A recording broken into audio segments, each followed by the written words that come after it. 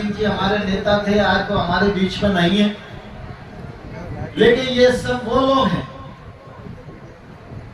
जिन लोगों के साथ और जिन लोगों ने वर्षों बरस तक इस बात के लिए आंदोलन किया कि छोटी लाइन बड़ी लाइन में परिवर्तित हो जाए। लेकिन आज मुझे कहते हुए प्रसन्नता है, नरेंद्र मोदी जी की सरकार ने 3000 करोड़ रुपया स्वीकृत किया, छोटी लाइन बंद हो गई और बड़ी लाइन का काम बहुत तेजी के साथ यहाँ से लेकर श्योपुर और श्योपुर से लेकर कोटा तक चल रहा है। नेत्री और सिकरौदा का पुल बहुत छोटा हुआ करता था, शादियों के सीजन में रोज जाम लग जाता था, कई बार मुहूर्त चूक जाते थे उस जाम के कारण। लेकिन नेत्री और सिकरौदा का पुल आज बनकर तैयार हो गया है, जनता को यह सुविधा मिल पा रही है। मुझे ध्यान है जब 2009 में मैं यहाँ लोकसभा का चुनाव लड़ रहा था तो इस क्षेत्र में मेहरबान सिंह जी मेरे साथ सभाओं में थे। तब मेहरबान सिंह जी उन सभाओं में कहते थे कि छोटे मोटे काम कराने के लिए तो मैं ही बहुत हूं। नरेंद्र सिंह जी को हम इसलिए लाए हैं कि अगर अटार घाट पर पुल बन जाएगा तो मध्य प्रदेश और राजस्थान एक दूसरे से जुड़ जाएगा, तो इस क्षेत्र का विकास हो जाएगा। और इसलिए अटार घाट का पुल बने तो नरेंद्र सिंह जी को आशीर्वाद दीजिए।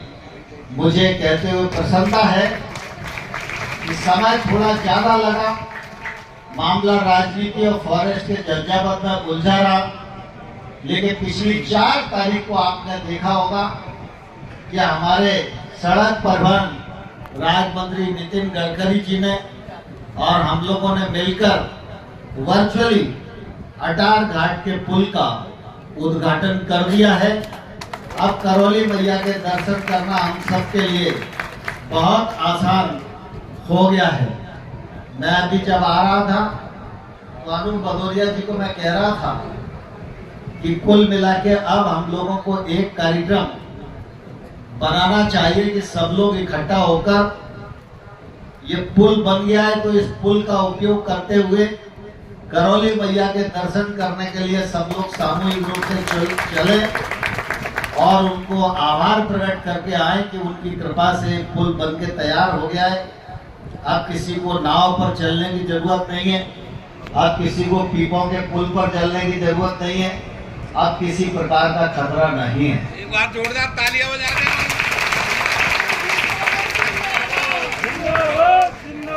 आज बच्चों का कार्यक्रम है और गर्मी बहुत है और आप लोग शायद बहुत देर से भी बैठे होंगे। आगे बढ़ाने का प्रयास करूंगा।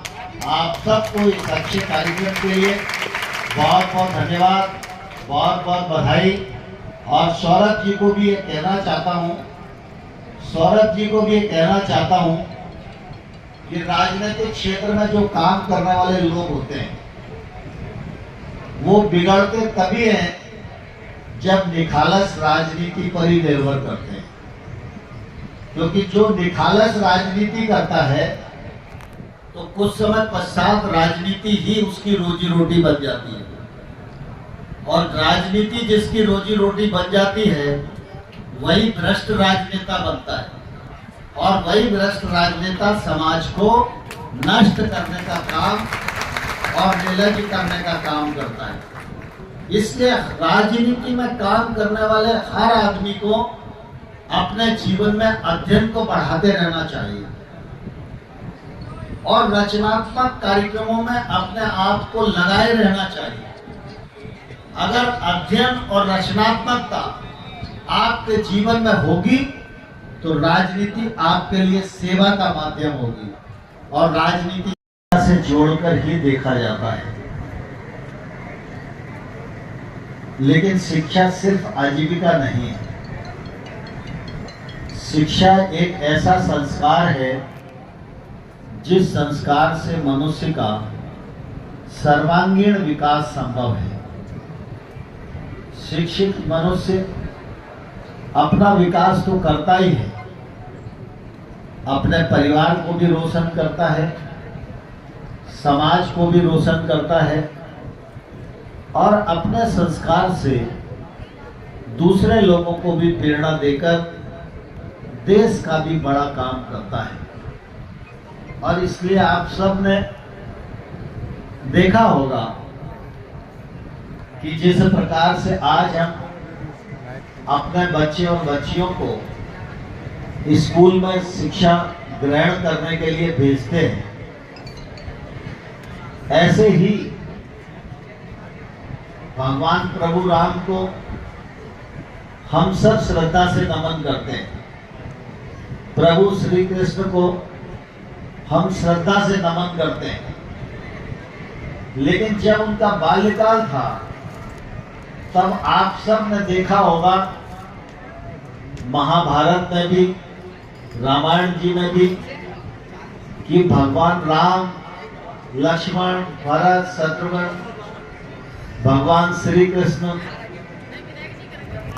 उनके भ्राता बलराम जी, ये सब लोग भी बाल्यकाल में किसी न किसी गुरु के पास शिक्षा ग्रहण करने गए और वहां से जो शिक्षा प्राप्त की, वहां से शिक्षित होकर जो अपने सांसारिक दायित्व थे, उन सांसारिक दायित्वों को निभाते हुए धर्म की रक्षा की, धर्म की पुनर्स्थापना की और उसके लिए जितनी भी बुराइयां मोल ली जा सकती थी, बुराइयां मोल ली, लेकिन वो पीछे नहीं हटे। ठीक इसी प्रकार से आज जो बेटा और बेटी पढ़ रहे हैं, उनका भी जो भूमिका है वो लगभग ऐसी ही है। सब तो भगवान राम नहीं बन सकते, सब तो श्री कृष्ण नहीं बन सकते, लेकिन हम सब इस बात को भली भांति जानते हैं कि इस देश में कभी भी व्यक्ति की पूजा नहीं होती, हाड़ मास की पूजा नहीं होती।